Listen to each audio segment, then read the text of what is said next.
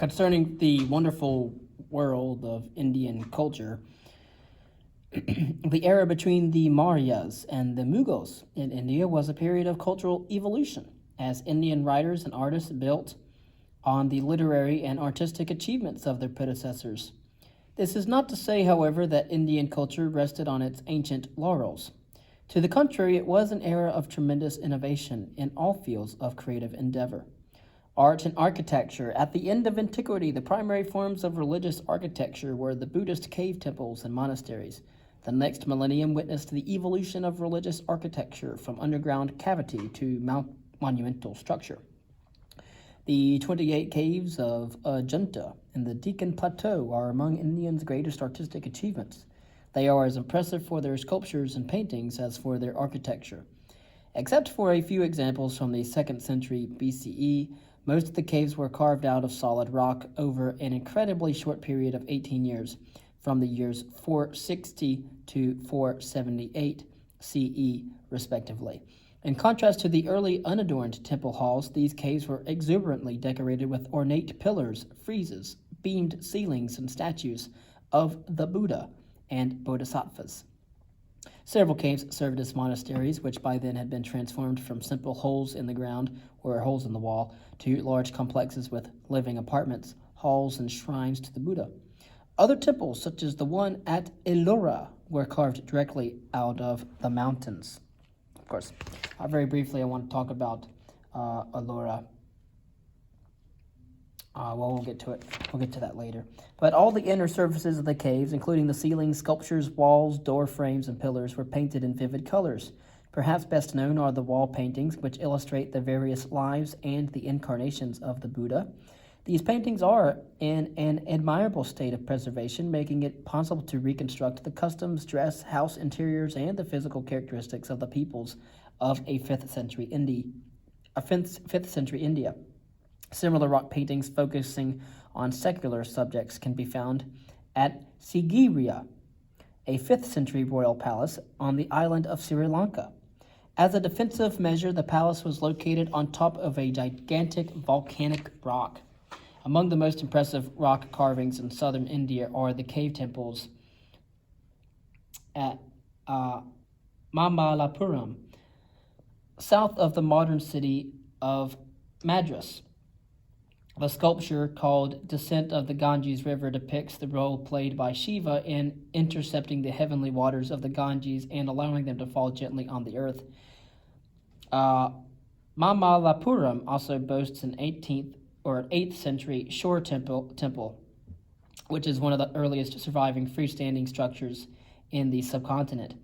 From the 8th century until the time of the Mughals, Indian architects built a multitude of magnificent Hindu temples, now constructed exclusively above ground.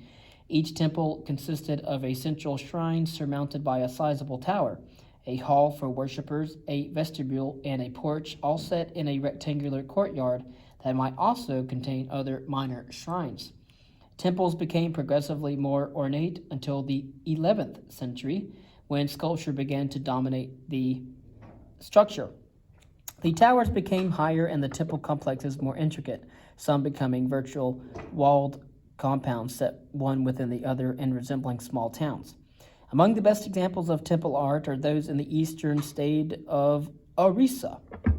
The Sun Temple at Karnak, standing at the edge of the sea and covered with intricate carvings, is generally considered the masterpiece of its genre.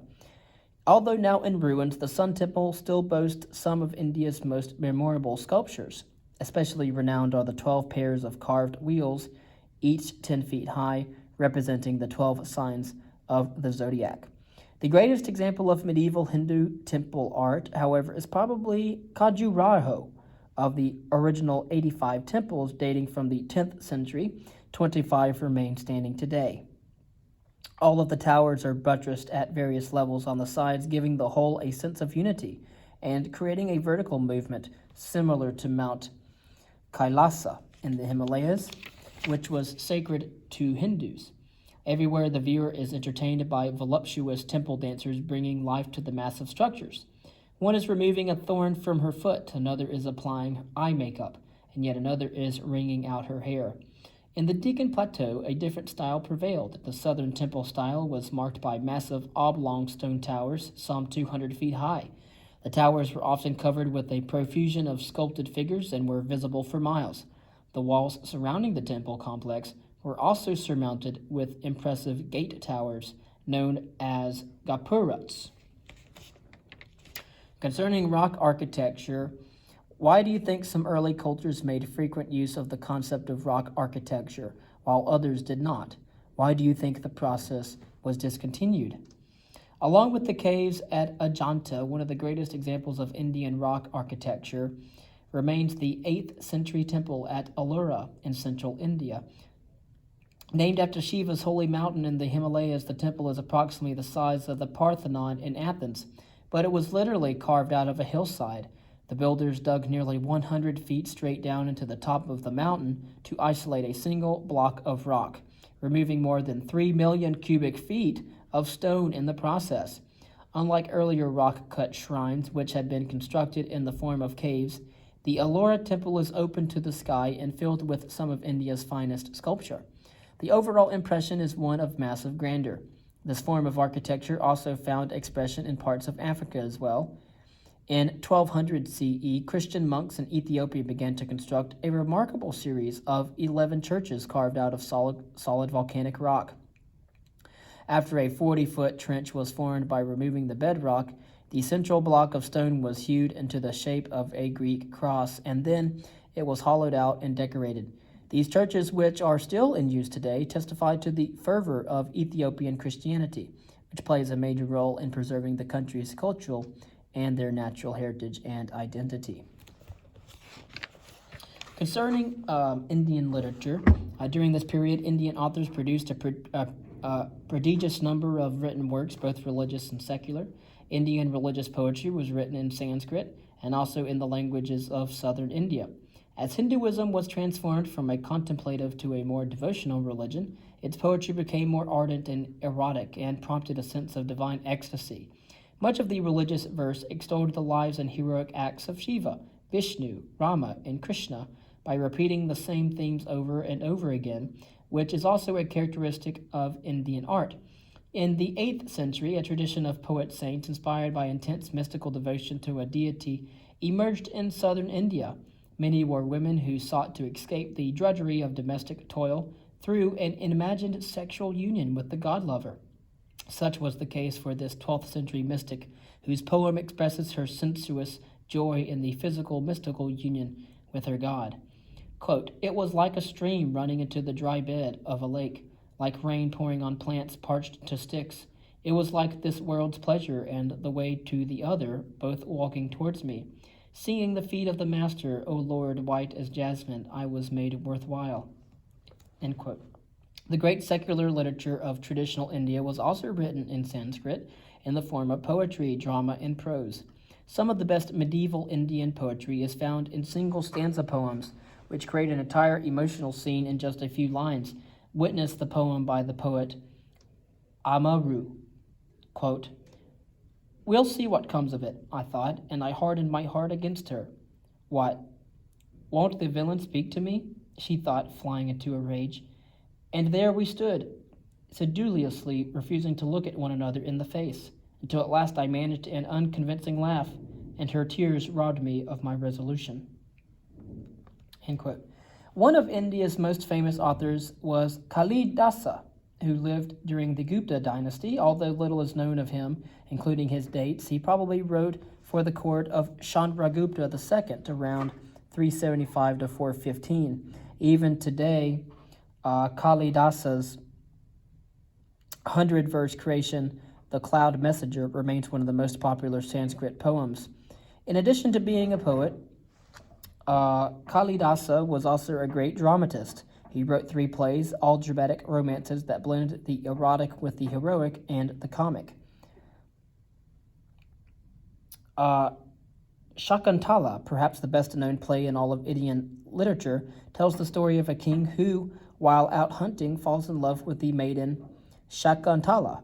He asks her to marry him and offers her a ring of betrothal, but is suddenly recalled to his kingdom on urgent business. Shakuntala, who is pregnant, goes to him, but but the king has been cursed by a hermit and no longer recognizes her. With the help of the gods, the king eventually recalls their love and is reunited with Shakuntala and their son. Each of Kalidasa's plays is propelled by the magic powers of a goddess, and each ends in affirmation and unity. Another interesting aspect of Kalidasa's plays is that they combine several languages as well as poetry and prose. The language and form of the characters' speeches correspond to their position in the social hierarchy, and thus the king speaks in Sanskrit poetry while the other characters in the play use prose in 3 different vernaculars of everyday life. Kalidasa was one of the greatest Indian dramatists, but he was by no means the only one. Sanskrit plays typically contained 1 to 10 acts. They were performed in theaters, in the palaces, or in court temples by tropes of actors of both sexes who were trained and supported by the royal family. The plots were usually taken from Indian legends of gods and kings. No scenery or props were used, but costumes and makeup were extremely elaborate. The theaters had to be small because much of the drama was conveyed through intricate gestures and dance conventions. There were many different positions for various parts of the body, including 100 for the hands alone. Like poetry, prose developed in India from the Vedic period. The use of prose was well established by the 6th and 7th centuries CE. This is truly astonishing considering that the novel did not appear until the 10th century in Japan and until the 17th century in Europe.